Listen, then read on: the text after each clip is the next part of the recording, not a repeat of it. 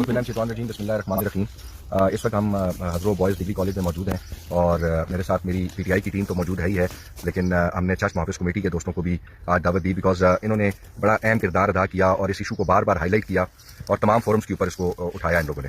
और मैं समझता हूँ कि प्रेशर तो मेरे दिमाग पे वैसे भी था बिकॉज ये हम सब की जिम्मेदारी है, लेकिन चर्च मुहाफ़िज़ कमेटी का जिस तरीके से इन्होंने इस इशू को हाईलाइट किया तो प्रेशर उसकी वजह से मजीद बढ़ा। तो लिहाजा इसीलिए आज आप लोगों को भी यहाँ पे इन्वाइट किया है। अब्दुल रहमान साहब बिल्डिंग डिपार्टमेंट से आए हुए हैं, हाजी अमीर साहब यहाँ पे मौजूद हैं, ये हमारे one of the best contractors हैं।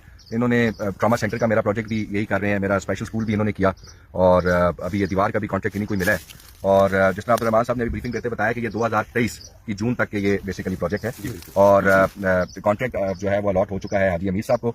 इंशाल्लाह हमारी कोशिश होगी कि जल्द से जल्द इस पे काम शुरू हो और जो इसकी फंडिंग है